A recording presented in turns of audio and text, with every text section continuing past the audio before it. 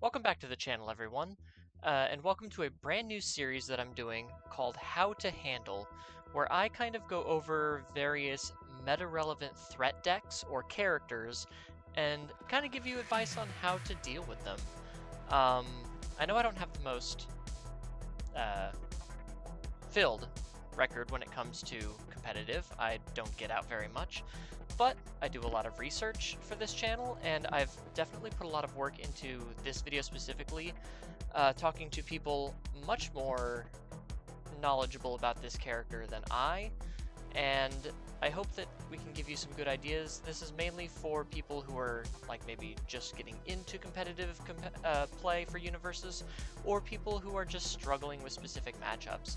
And I'm a little glad I waited until the ban and errata list to make this, but our first topic for this series is Nick Ragan, a champion character who has been going really crazy, and I decided to take my camera off of this video because when I made the slides I didn't figure where my camera would be, so that I'm not in the way, we can focus on all of the data we have.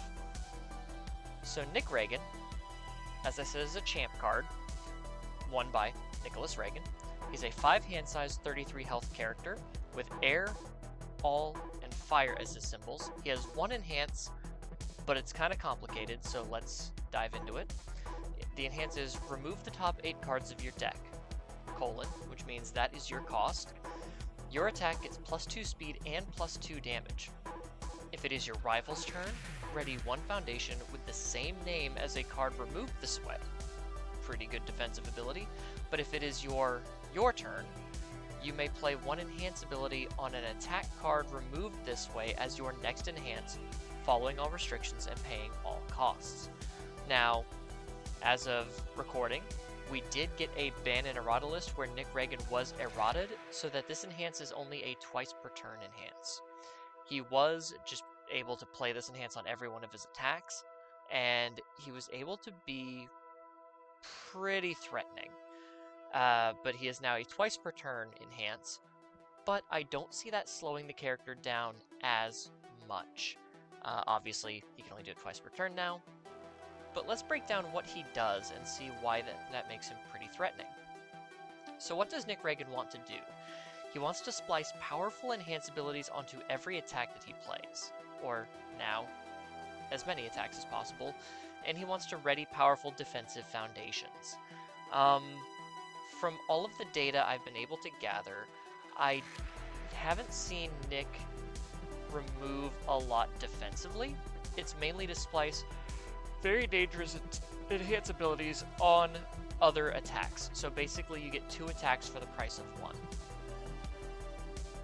So the strengths of this character: he's got the parallel stats. He boosts speed and damage, which is not for nothing. I know a lot of people focus on the boosting of attacks enhance abilities, but giving 2/2 to all of your attacks isn't for nothing. It's not nothing.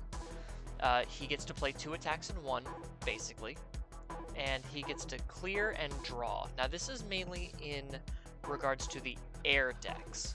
Air decks have a lot of draw and a lot of card pool clearing, especially as shown by the Let's Talk UVS team, who their leader David Toombs actually did help me with this video.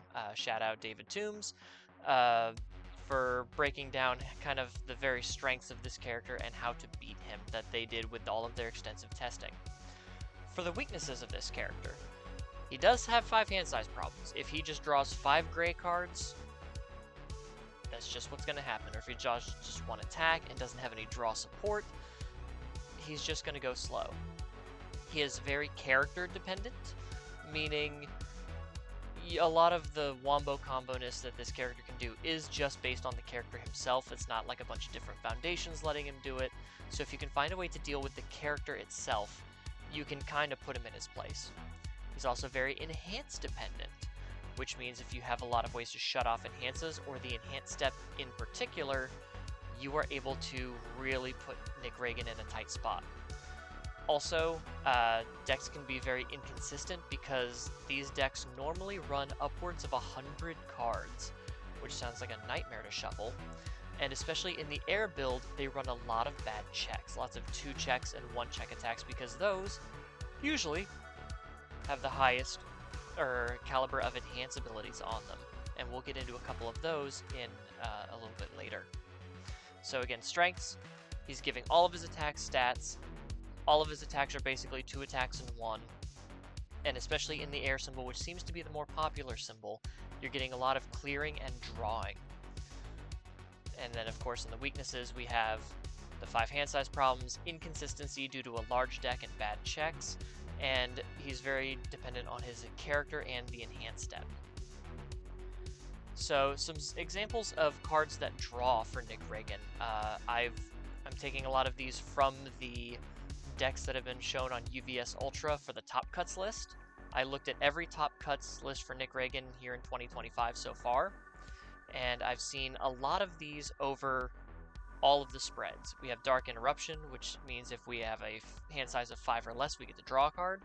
That's good, just cycling. And I don't know if the discarding a card from your hand to make your next check really matters. I mean, if you have a 6 check in hand, obviously you don't want to check like a 1, so that's pretty cool. We have Electric Moth. You can discard a card to draw 2 cards, but if your rival has 10 or more foundations, then you get to draw 3 instead. So that's a pretty good attack, and these are also enhances that you can splice onto another attack. World's Weakest Hunter, response after this attack deals damage, you may remove 1 foundation in your stage. That is not a cost, it is an optional thing, but you get to draw 1 card for each card in your remove from game pile, maximum 3. If you use Nick Ragan once, this is an automatic draw 3 as soon as it hits, and with Nick Ragan this becomes a 7 mid 5 on a 4 difficulty move. It's also got that EX3 to try to make sure that you can get us even faster by spending momentum. So these are some examples of draw cards in Nick Ragan, and you can see they're also all 4 diff attacks. They all have a 4 difficulty, which makes it a little bit more consistent even with the bad checks that you are running. So, especially in the air symbol, we have a lot of card pool clearing with cards like Sniping Spy and Schoolyard Smackdown. Sniping Spy can get damage as well as clearing your card pool. Schoolyard Smackdown can change its zone, which in effect gives it 1 speed and 1 damage, and clear your card pool. Also, again, these are enhances you can splice if you remove them with Nick Ragan onto your current attack. So imagine you play, say, a World's Weakest Hunter as your second move, and you Nick Ragan, give it 2 speed, 2 damage, and you hit a Sniping Spy. You can then clear 1 card from your card pool and get plus X damage, X equals 5 minus the printed control value, or check value of the card. So if you had another 2 control, you can clear that with the new World's Weakest Hunter using Sniping Spy's Enhance to get even more damage. And of course, Nick Ragan wants to string out. Obviously, he's being a lot more cautious with the which attacks he splices attacks onto, because he's down to a twice per turn. However, this is still a very good way, especially if they have a lot of draw, to keep their progressive difficulty down in order to string out even further, even with these bad checks that they have. I've also seen a lot of different build cards, because again, we're running a lot of bad checks with Nick Ragan, especially on the air symbol, which is more popular, and we're also wanting to string out. So you have cards like Lightning Rod. As an enhance, you get to build the top 2 cards of your deck face down. At the start of your end phase, remove them.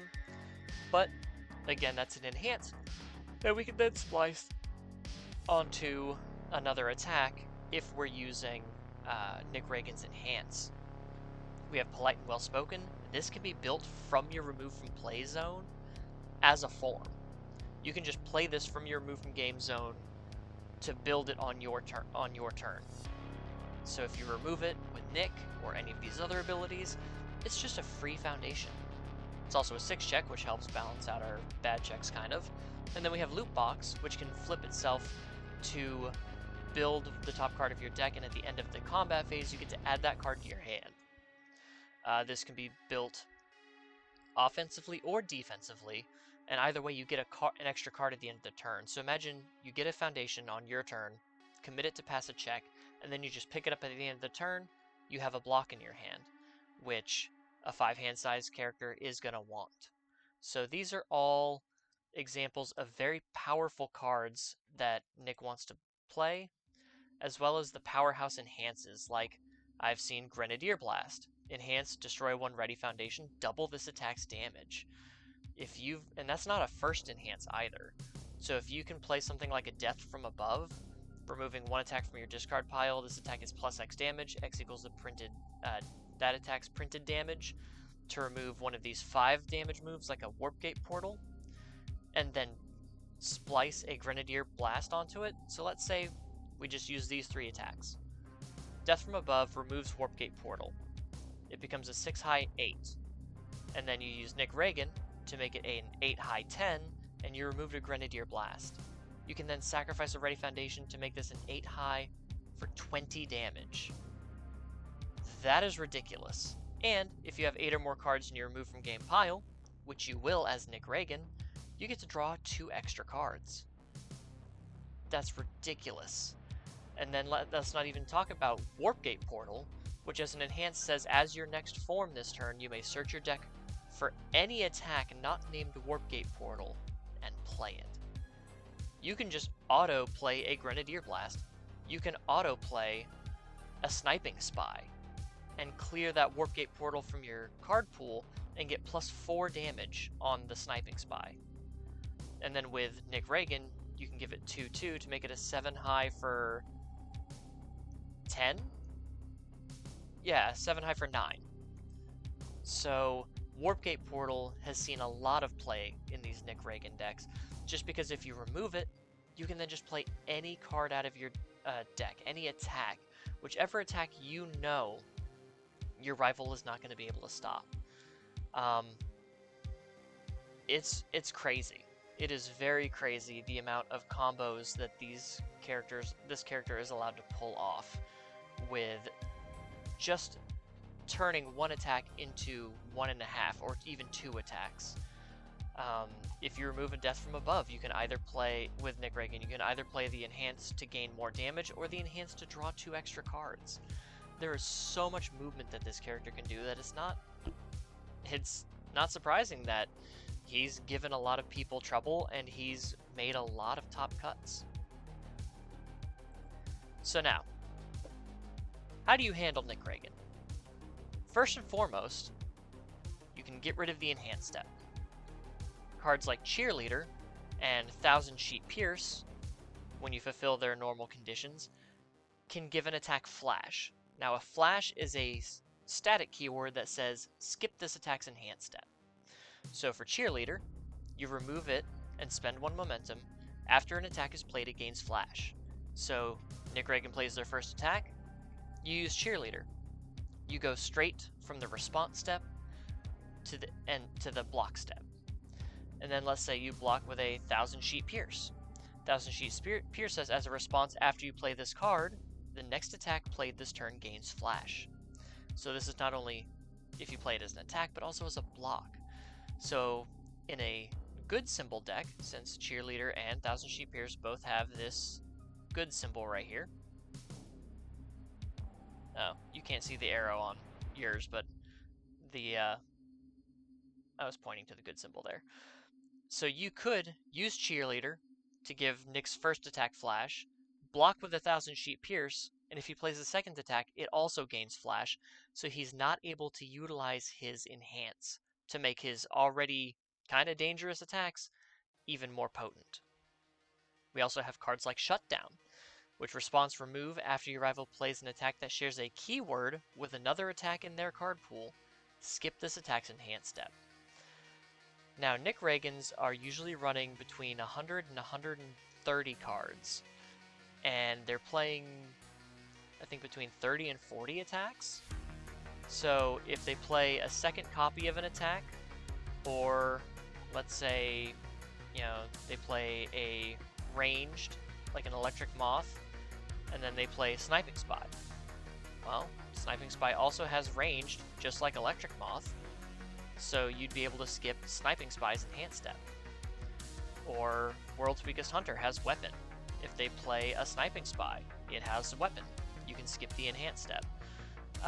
It's not the most useful. It's definitely not the most guaranteed, but it does work. And it also works if they play a second copy of an attack, because it will also have that keyword, of course.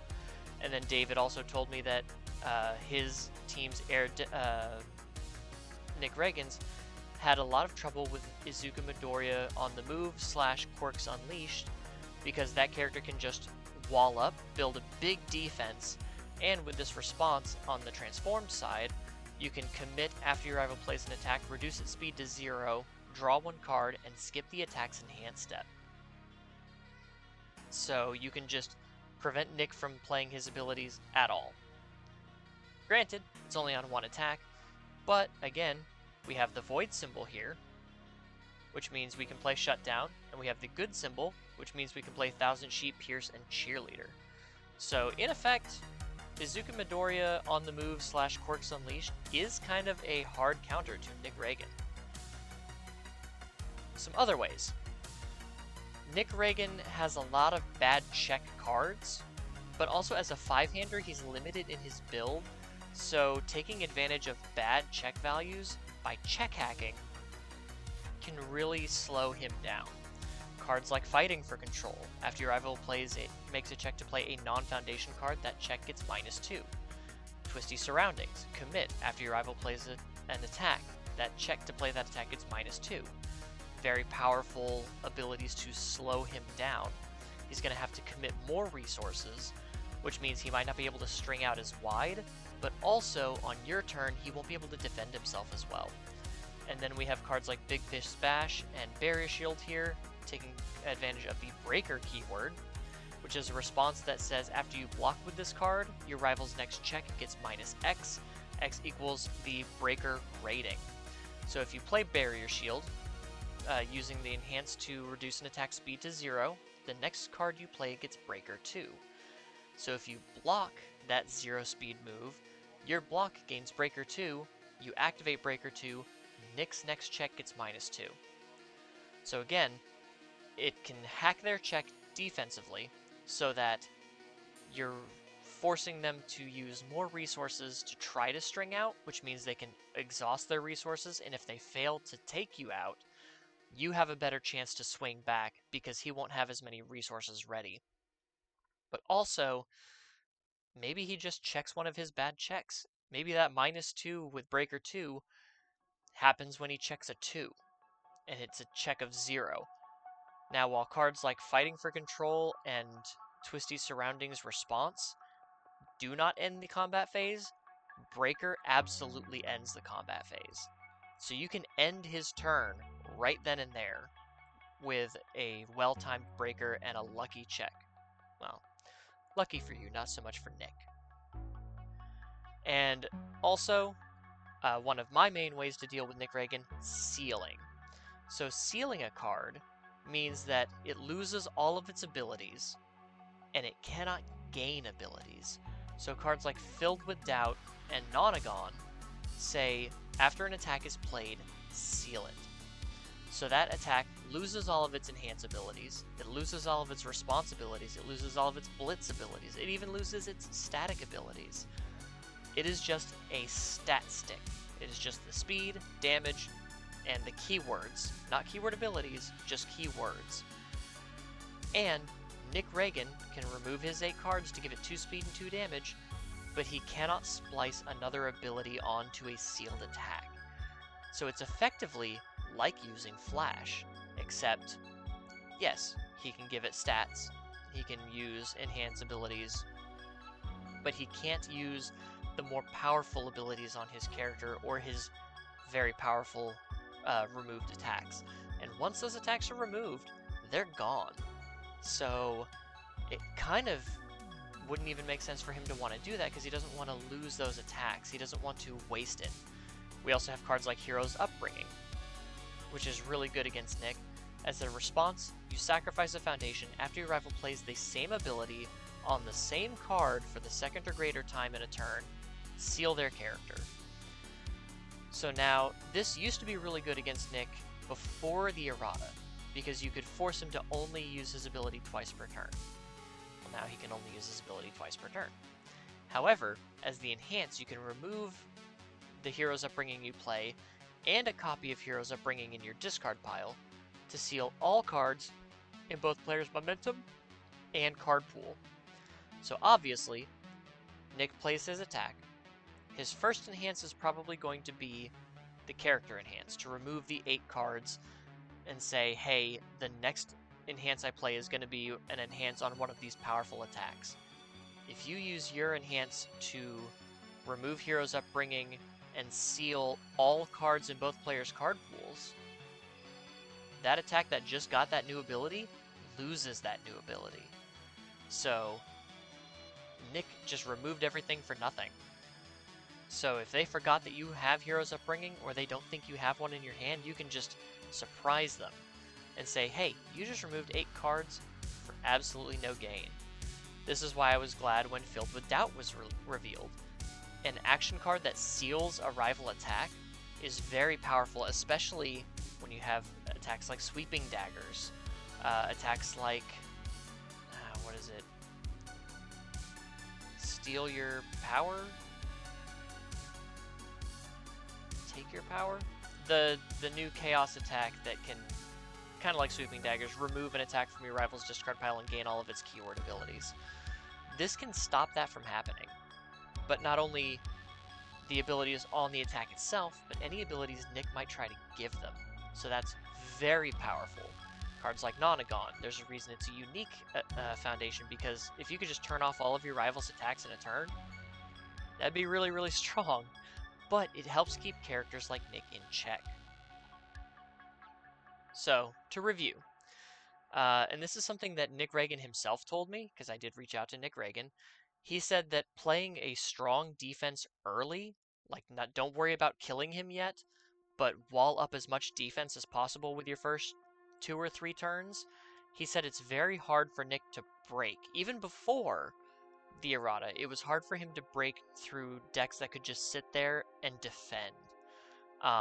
He said he even almost milled out his entire deck. If the last card in his deck didn't have a 6 check, he would have lost that game.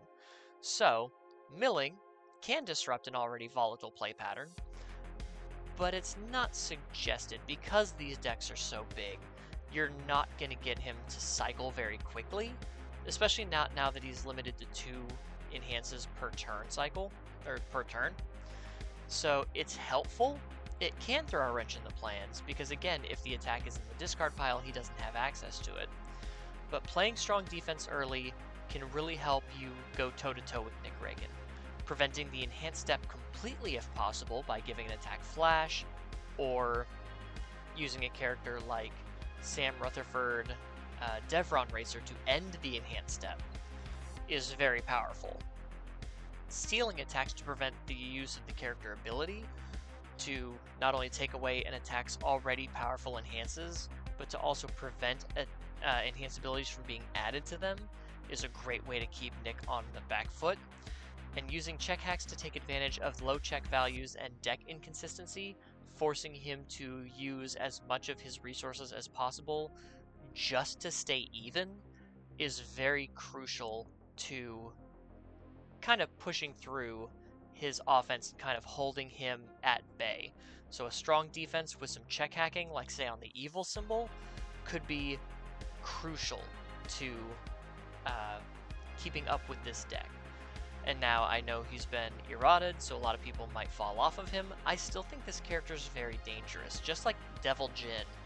I think the errata made him more manageable, but a good player with a strong deck is still gonna hurt people with this, which is why I wanted to make this character the first in this new series, because I know how a lot of people have been saying how he's a negative play experience, how sometimes you just feel like you get rolled. So I wanted to give some tips and tricks maybe that people might not have thought of, but also, you know, for newer players who maybe they're going to their first event in Louisville or the Jacksonville tournament and they're worried about Nick Ragan. Maybe they haven't thought of some of these, and that's kind of what I wanted to do for this series. And special thanks, of course, to Let's Talk UVS. Their team really put in the work on Nick Ragan to, well, they said try to get him banned, but to just make the strongest Nick Ragan decks as possible. And David Toombs chatting with me on Discord to kind of give me pointers on what to look out for and how to work against Nick Ragan really helped. And of course, thank you to Nick Ragan, the man himself. I reached out on Facebook and he was able to give me some good pointers for this video. So thank you to you guys. I really appreciate it. I honestly couldn't have done this without you. I actually spent a week on this video, which is why content for me has been lacking, because of all the research I had to do, reading all of the cards, and reaching out to people who knew the decks better than me. I'm by no means an expert in any given character, so I thought I'd reach out to people who knew more than I would and help disseminate this information thusly. So thank you to you guys at Let's Talk UVS and Nick Ragan, and I hope you guys enjoyed this video. If there's a character that you would like me to see cover for this series of how to handle, please let me know in the comments below. I'd love to take a look. And if you are new to the channel, please subscribe, like the video if you enjoyed it or it was helpful, and I will see you in the next one. Take care, guys.